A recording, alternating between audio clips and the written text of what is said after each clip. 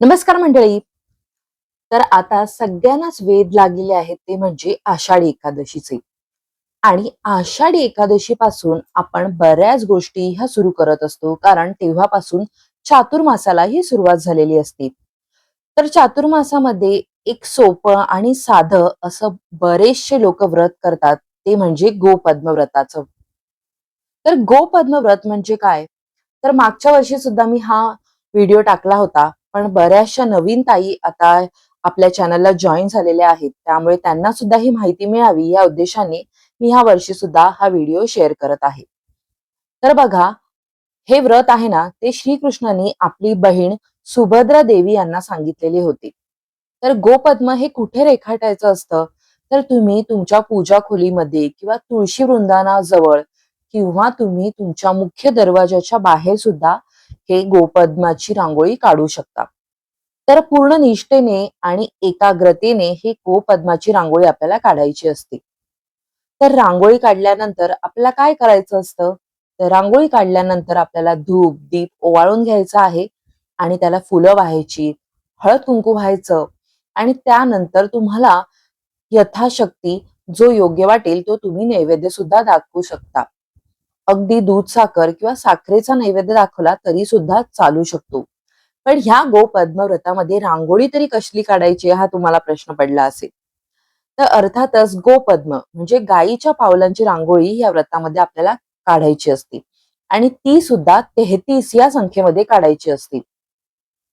आणि ही रांगोळी काढल्यानंतर जर तुमच्या इथे जागा असेल तर तुम्ही प्रदक्षिणा घाला किंवा 6 नमस्कार केले तरी सुद्धा चालतात. आणि त्यानंतर गोपद्म व्रताची कथाही ऐकायची. रांगोळी काढून झाल्यानंतर तिला हळद कुंकू अक्षता फुलं वाहून झाल्यानंतर धूप दीप दाखवून झाल्यानंतर तुम्हाला काय करायचं आहे तर सर्व समर्पणाचे प्रतीक म्हणून ताम्हणामध्ये अक्षता आणि पाणी हे अर्पण करायचं आहे. आणि या क्रियेमधील अपराधांची क्षमा मिळावी म्हणून तुम्हाला देवाकडे प्रार्थना करायची आहे. जर तुम्ही कोणत्याही कारणामुळे 3-4 दिवस जर पूजा करू शकला नाही तर काय करायचं? तर बघा, आजारपणामुळे किंवा कोणत्याही इतर कारणामुळे किंवा मासिक पाळीमुळे जर तुम्ही ही पूजा करू शकला नाहीत, तर काहीही हरकत नाही. तुम्ही ती दुसऱ्या दिवशी किंवा तुमच्या सोयीच्या कोणत्याही दिवशी ही पूर्ण करू शकता किंवा तुमच्या घरातील इतर व्यक्तींना सुद्धा तुम्ही ही रांगोळी काढायला सांगू शकता. आणि चुकलेले दिवस 7 दिवसांपेक्षा जास्त नसावेत याची फक्त आपल्याला दक्षता घ्यायची आहे. तर फक्त आपल्याला एकाच गोष्टीची काळजी घ्यायची की कोणत्याही कारणावश जर तुमच्याकडून ह्या व्रतामध्ये खंड पडला तर तो 7 दिवसांपेक्षा अधिक असता कामा नये. ह्याचं कारण सुद्धा दिलेलं आहे भागवतामध्ये की श्रीकृष्णाने गोवर्धन पर्वत उचलून आपल्या करंगळीवर तो धरला होता आणि ते 7 दिवस तिथे उभे होते. यावर आधारित असा हा नियम आहे की गोपद्म पूजा ही 7 दिवस चालू ठेवावी आणि चुकलेले दिवस हे 7 दिवसांपेक्षा जास्त असता कामा नयेत. म्हणजे सलग तुमचे 7 दिवस तर हे झालेच पाहिजेत. आणि जर तुम्ही कोणत्याही कारणास्तव पूजा चुकवली तर 7 दिवसांच्या आत ती पुन्हा तुम्हाला सुरू करायची आहे आणि पुन्हा सलग 7 दिवस ही चालू ठेवायची आहे. असा ह्याला एक नियम आहे. तर मंडळी, भगवान श्रीकृष्णाने सुभद्रेला या गोपद्म व्रताचा वसा सांगितलेला होता. त्यामुळे आषाढी एकादशी पासून कार्तिकी एकादशी पर्यंत हे व्रत केले जाते. आणि तुम्ही ही रांगोळी कुठेही काढू शकता. देवाऱ्यासमोर किंवा तुळशी वृंदावनासमोर किंवा तुमच्या मुख्य दरवाजासमोर. आणि तुमच्याकडून जर ह्या व्रताची सुरुवात आषाढी एकादशी पासून झाली नाही तर काहीही काळजी करायची गरज नाही. तुम्ही हे गुरु पौर्णिमेपासून कार्तिकी पौर्णिमेपर्यंत हे व्रत करू शकता. फक्त कार्तिकी पौर्णिमेनंतर पुढे हे आपण व्रत करू शकत नाही. आणि बघा, ह्या व्रताचं आपल्याला उद्यापन कसं करायचं आहे, तर काही ठिकाणी ना बघा, हे 5 वर्ष व्रत केलं जातं. तर त्यावेळी सुवासिनींना तुम्ही पहिल्या वर्षी बोलवून त्यांना विडा द्यायचा आहे, दुसऱ्या वर्षी तुम्हाला चुडा द्यायचा आहे आणि तिसऱ्या वर्षी केळी, चौथ्या वर्षी तुम्हाला उसाची मोळी द्यायची आहे आणि 5व्या वर्षी तुम्हाला परकर, चोळी असं देऊन त्यांचा मान सन्मान हा करायचा आहे. पण तुमच्याकडे ही पद्धत नसेल तर काहीही हरकत नाही.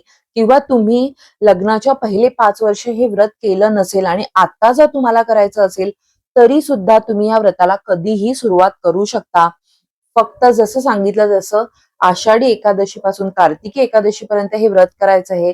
33 गोपद्म हे हाताने काढणं तुम्हाला शक्य नसेल, तर आता रेडीमेड साचे सुद्धा आपल्याला बाजारामध्ये उपलब्ध असतात. तर ते घेऊन तुम्ही काढू शकता. पुढे मी तुम्हाला दाखवणारच आहे. आणि ह्याशिवाय जर तुम्हाला फक्त 33 गोपद्म नसतील काढायची, इतर कोणतंही व्रत घ्यायचं असेल तर तसं सुद्धा तुम्ही करू शकता. फक्त संकल्प घेताना तुम्ही पहिल्या दिवशी मनात म्हणायचं आहे की हे मी पुढील संपूर्ण चातुर्मास ही रांगोळी काढणार आहे. तर आता आपण ना गोपद्मांची कहाणी ऐकणार आहोत. तर स्वर्गलोकी ना इंद्रसभा, कौरव सभा, पांडव सभा इत्यादी सर्व सभा बसल्या होत्या आणि तिथे ताशा वाजत होते, रंभा नाचत होत्या, तंबुरासह त्यांच्या तारा तुटल्या आणि मृदुंगाच्या मेऱ्या फुटल्या. असे झाल्यावर सभेचा हुकूम झाला, करा रे हाकारा, पिटा रे डांगोरा.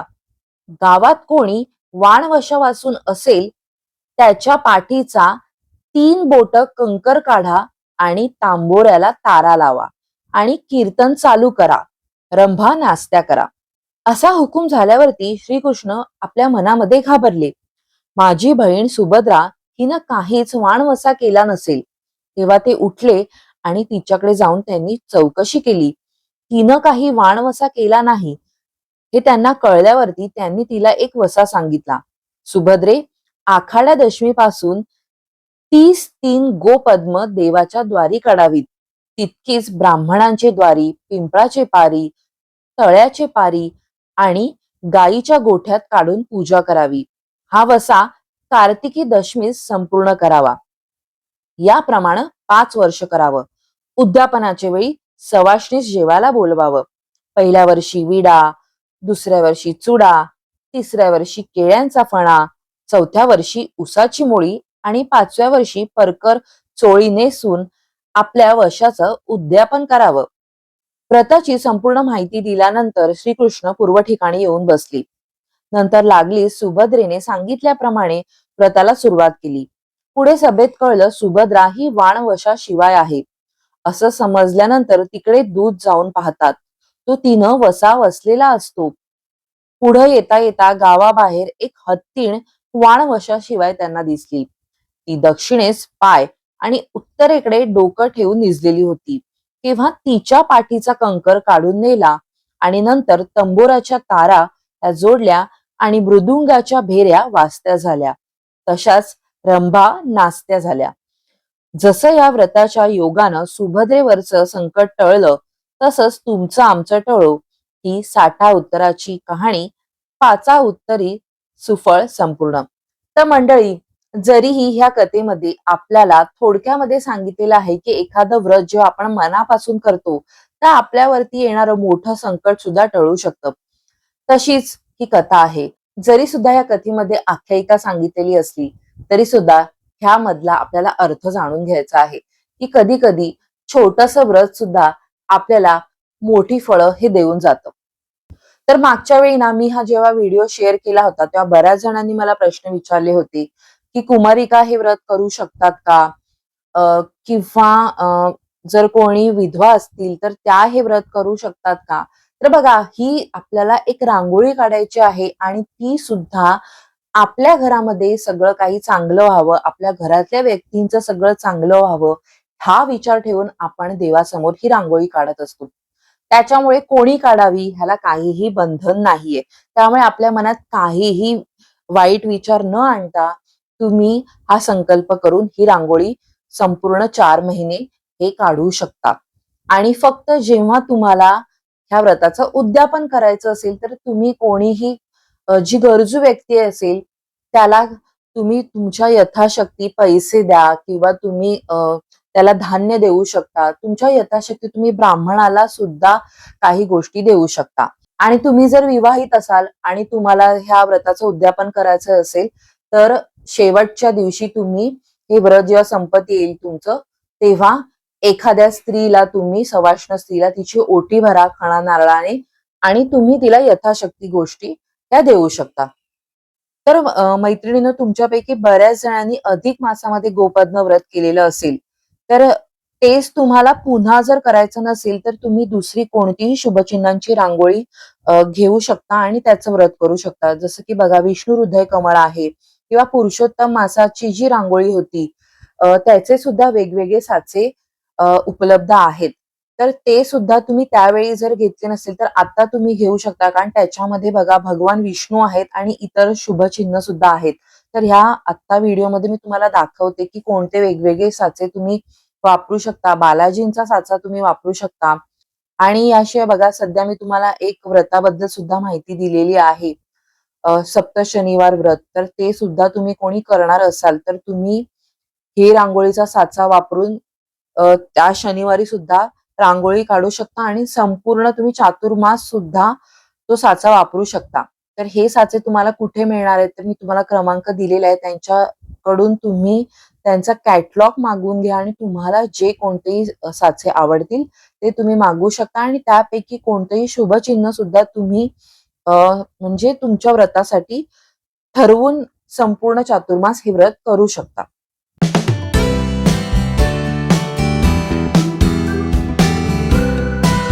तर मंडळी आजचा हा भाग तुम्हाला कसा वाटला कमेंट्समध्ये मला नक्की सांगा. आवडला असेल तर लाईक करा, शेअर करा, हाईप करा. पुढल्या भागात भेटूया एका नवीन विषयासह. तोपर्यंत लोभ असावा. धन्यवाद. रामकृष्ण हरी.